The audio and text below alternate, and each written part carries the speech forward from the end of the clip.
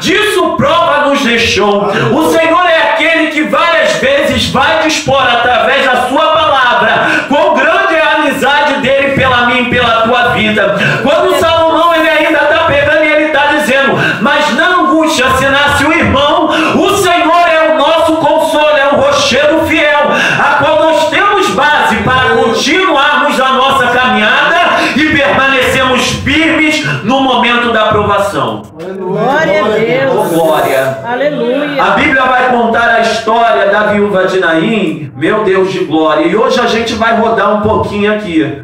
Porque olha que interessante, a palavra do Senhor vai dizer que ele estava se aproximando daquela cidade. A palavra do Senhor vai dizer que Jesus ele vai se mover de íntima compaixão.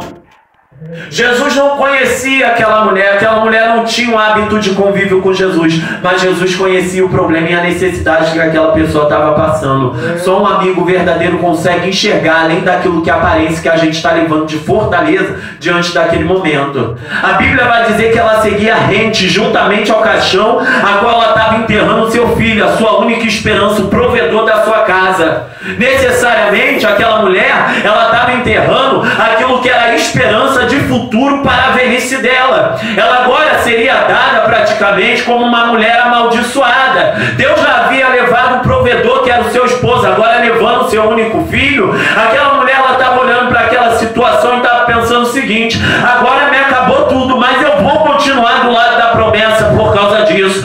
Aí a gente começa a entender porque Jesus ele se move de íntima compaixão, porque mesmo parecendo que a promessa está morta, a gente tem que continuar do lado do caixão, do lado do esquife, porque a gente não sabe quem é que está vindo ao nosso encontro. Mas naquele momento de dificuldade, quando já se torna impossível para mim e para ti, o Senhor ele começa a caminhar do nosso lado e começa a vir ao nosso encontro como um verdadeiro amigo. Ele começa a tomar a nossa dor. A Bíblia vai dizer que o Senhor ele chegou para aquela mulher e disse tão somente não chores. O Senhor ele tocou no esquife, não foi necessário nem Jesus tocar no morto. Eu já quero liberar uma palavra profética aqui para você nessa noite, dizendo o seguinte, ei, continua do lado do teu morto, continua andando do lado do teu milagre, porque é promessa. O Senhor ele te deu, o Senhor ele tomou, mas o Senhor também é aquele que tem poder de dar de volta. Santo Deus. Porque é assim a nossa vida. Glória a Deus. A nossa caminhada com Cristo, ela passa por vários tipos de estágios, irmãos. É verdade. E até a gente conquistar aquela grande promessa, meu Deus de glória, várias coisas vão se colocar entre o caminho a qual a gente está seguindo com Jesus até mesmo chegar ao milagre. Porque para chegar ao destino final, tem que ser muito homem, tem que ser muita mulher para servir Jesus. Tem que ser muito jovem buscando a presença de Deus nessa noite para você estar ali seguindo na caminhada com Ele. Sabe por quê? A Bíblia vai dizer, os corajosos e medrosos que voltem, mas os corajosos que fiquem aqui. Os fracos e medrosos, perdão, que voltem, mas os corajosos que fiquem. Sabe por quê? A gente prova a nossa valentia não através da nossa palavra, mas através da atitude. O verdadeiro amigo, ele provou a sua amizade pela mim, pela sua vida, quando ele deu o seu sangue ali naquela cruz. A palavra do Senhor vai dizer quão grande é a fidelidade de Cristo, quando a gente chega ali no livro de Filipenses, na carta que Paulo vai escrever aos Filipenses no capítulo 2, você começa a ver um relato sobre como é que foi a descida de Cristo para a terra. A Bíblia vai dizer, ele tinha uma posição de Deus, mas ele não quis por usurpação ser igual a Deus, não, antes se humilhou a si mesmo e se colocou numa posição inferior, uma posição inferior até a dos anjos. Foi homem de dores, se fazendo como um homem escravo. Ali naquele momento a gente começa a entender a que ponto um verdadeiro amigo começa a se doar pela nossa vida, porque amigo não é aquele que apenas chega para te dar uma opinião, te dar uma crítica, mas é aquele que te mostra o caminho da maneira que você tem que seguir. Tem pessoas que a gente leva ao nosso lado para caminhar com Cristo, tem jovens que eu aconselho hoje em dia, e eu falo o seguinte, meu filho, se você não está buscando sofrer, se você não está buscando pegar e só viver promessa boa, eu digo para você, o Evangelho não é para ti. Porque a mensagem do Evangelho é uma mensagem difícil. mas só o verdadeiro amigo permanece. Entenda como o Senhor ele vai tratar o seu servo Abraão. A Bíblia vai dizer que no meio de tudo isso, o Senhor, quando ele chamou a Abraão, a palavra do Senhor vai dizer que num determinado momento o grau de obediência de Abraão já estava tão elevado que o Senhor ele pegou e chegou para Abraão falando o seguinte com o próprio pensamento: ei, eu não posso ocultar nada daquilo que eu vou fazer ao meu amigo Abraão. Oh, Deus. Entenda que Cristo te chamou para um relacionamento mais profundo. No momento que Jesus ele estava para ser crucificado, pouco tempo antes de ser preso, ele pegou e ele falou o seguinte: já não te chamo de servo, mas te chamo de amigo, porque o servo não conhece aquilo que faz seu Senhor, mas o amigo tudo conhece. Às vezes Jesus, eu vou falar isso. Às vezes o nosso pensamento para com o Senhor é como se fosse apenas do criado para com o patrão, pensando que a gente apenas está executando um trabalho para receber um salário logo mais à frente. Mas não, deixa eu te dizer, Jesus é aquele que se assegura e se assevera pela sua vida. Antes mesmo de você nascer, ele já tinha se entregado por amor a mim e a tua vida. O preço já foi pago. Para entrar no céu é de graça. O Senhor ele está falando comigo, contigo. Ei, quando eu te chamei para a minha obra, te chamei para a minha presença, eu te chamei para restabelecer aquilo que se havia perdido dentro do Éden. E o que havia se perdido? A comunhão, meu Deus de glória. O que havia se perdido? A intimidade. Aleluia.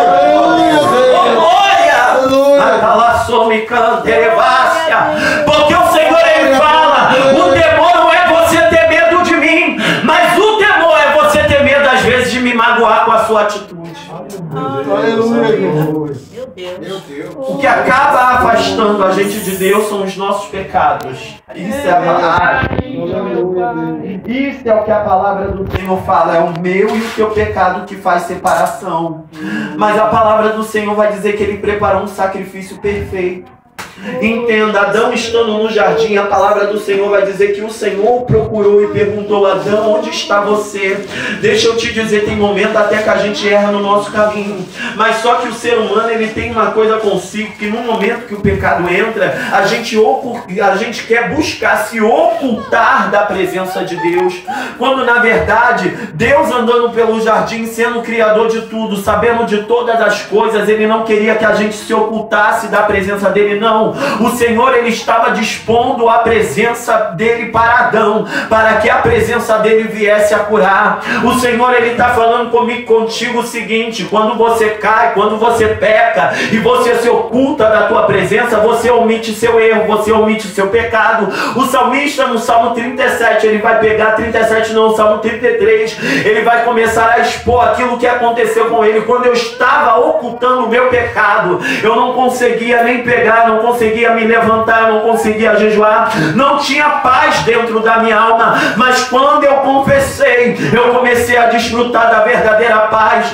O salmista Davi foi o homem que mais pecou na Bíblia. A gente toma Davi como referência para nossos dias, porque ele também era homem imperfeito, mas era um homem que anelava pela presença de Deus. O Senhor ele está falando comigo, contigo, que quando ele te constituiu do lugar de Saul, ele te constituiu pelo seguinte motivo: ele sabia que tu ia cometer mais erros até do que Saul, mas ele sabia que tu era um homem segundo o coração dele. Homem segundo o coração, por quê, irmão Nonato? Pelo seguinte motivo: é porque era um homem que anelava pela presença de Deus a todo momento. Eu e você não podemos viver sem a presença do Espírito Santo sobre mim, sobre a tua vida, terra. Aleluia, Deus. Oh glória, na e quando a gente começa a entender isso, a gente entende porque Davi vai se rasgar, a gente vai entender porque Davi vai orar, e ele vai dizer: não te afasta de mim a alegria da salvação, não afasta de mim o teu Espírito Santo. Ontem eu chegando do meu trabalho, eu falei: Senhor, às vezes eu sou privilegiado, porque tem tempo que tu para de falar comigo através da tua voz, mas tu me dá uma visão, tu acaba falando comigo num período através dos sonhos. Mas aí o Senhor ele me fez lembrar sobre Saul, quando Saul ele caiu e passou-se o tempo, Saul não buscou a presença de Deus, mas no momento que foi necessário ele buscar, o Senhor não lhe deu resposta. Aí o Senhor ele pegou e ele falou comigo assim: meu filho, pode ter tempo na tua vida que eu estou até calado, mas de uma ou de outra maneira eu vou usar para me comunicar